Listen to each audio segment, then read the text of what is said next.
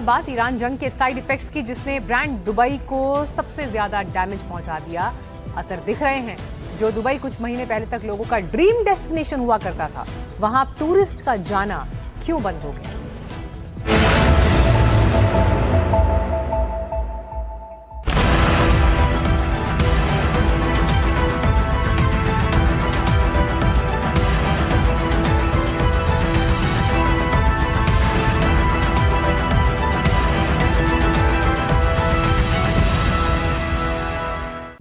अगर मैं आपसे पूछूं आपके मन में दुबई की क्या तस्वीर है, तो जाहिर है आपके दिमाग में सबसे पहले दुनिया की सबसे ऊंची इमारत बुर्ज खलीफा, दुनिया के सबसे बड़े मॉल दुबई मॉल, दुनिया के सबसे ऊंचे होटल सीएल दुबई मरीना, दुनिया के सबसे luxurious hotel Burj Al Arab और हाईएस्ट इंफिनिटी पूल टैटू स्काई पूल, ये सब नाम आएंगे। या फिर दुनिया के सबसे विशाल man made island Palm Jumeirah की तस्वीर उठेगी।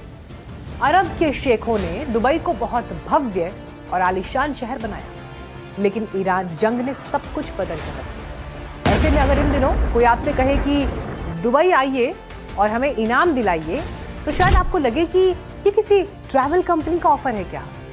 लेकिन नहीं, ये ऑफर दुबई सरकार लेकर आई है। दुबई ने एक नई दुबई इनवाइट स्कीम शुरू की। स्कीम ये है कि अगर यूएई में रहने वाला कोई शख्स अपने किसी दोस्त या रिश्तेदार को दुबई घूमने बुलाता है और वो शख्स दुबई आता है, तो बुलाने वाले को 3000 दिरहम यानी करीब 68,000 रुपए तक के फायदे मिलेंगे। साथ में मिलेगी होटल में ठहरने की सुविधा, रेस्टोरेंट में छूट और घूमने फिरने के टिकट भी मिलेंगे। ऐसे में सवाल ये उठता है फिर कि आखिर अचानक दुबई को टूरिस्ट को बुलाने के लिए इतना इनाम क्यों देना पड़ रहा है?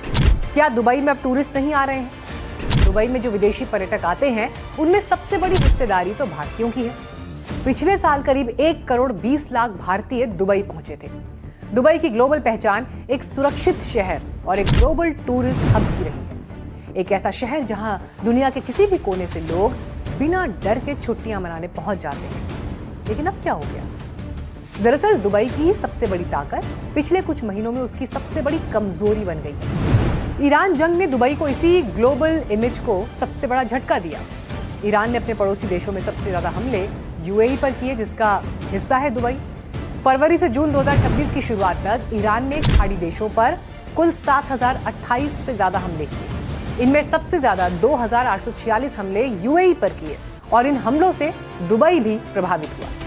ईरान के ड्रोन और मिसाइल हमलों के बाद दुबई के आसपास सुरक्षा अलर्ट लगे, कुछ उड़ानों का रास्ता बदला, एयरपोर्ट पर असर पड़ा, कुछ इलाकों में आग और नुकसान की खबरें भी सामने आई।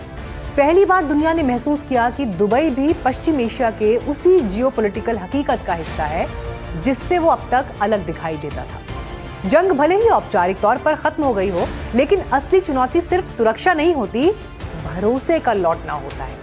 और पर्यटन पूरी तरह से भरोसे का कारोबार है। लेकिन ईरान जंग के बाद क्या हुआ, इसे एक डेटा से आप समझिए। दुबई में मार्च महीने में 2025 में रिकॉर्ड 9 करोड़ 50 लाख यात्री पहुंचे थे, लेकिन 2026 के मार्च महीने में ये सिर्फ 25 लाख यात्री ही थे नंबर्स में। यानी मार्च महीने में दुबई पहुंचने वालों की संख्या में एक साल में 65% की गिरावट दर्ज हुई। असल में अगर लोगों को लगे कि जगह सुरक्षित नहीं, तो सबसे पहले खाली होते हैं होटल, फिर एयरलाइंस प्रभावित होती हैं, फिर मॉल, रेस्टोरेंट, यानी पूरी टूरिज्म अर्थव्यवस्था हिल जाती है। और यही वजह है कि अब दुबई लोगों से कह रहा है कि आप अपने रिश्तेदारों को बुलाइए, अपने दोस्तों को बुलाइए और हम आपको अच्छा खासा इनाम देंगे। वैसे अगर इस स्कीम का सबसे ज्यादा फायदा किसी देश के लोगों को मिल सकता है, तो उनमें भारत सबसे आगे है। पिछले साल लगभग 1.25 करोड़ भारतीय दुबई पहुंचे थे। लेकिन यहाँ एक और सवाल है कि क्या सिर्फ ऑफर देकर ही पर्यटन वापस आ जाएगा? क्योंकि टूरिस्ट जो होता है वो होटल का डिस्काउंट नहीं देखता, वो सबसे पहले देखता है सिक्योरिटी। दुनिया का कोई भी टूरिस्ट डेस्टिनेशन तब तक पूरी तरह नहीं संभलता जब तक वहां जाने वाले लोगों के मन से डर खत्म नहीं हो जाता। और इसीलिए दुबई की स्कीम सिर्फ पर्यटन बढ़ाने की योजना नहीं, बल्कि दुनिया को यह संदेश देने की कोशिश भी है कि दुबई फिर से खुला है, सुरक्षित है और मेहमानों का इंतजार कर रहा है। लेकिन अंतिम फैसला ऑफर नहीं करेगा, भरोसा करेगा। क्योंकि पर्यटन की दुनिया में सबसे बड़ा पैकेज होटल का नहीं, भरोसे का होता है।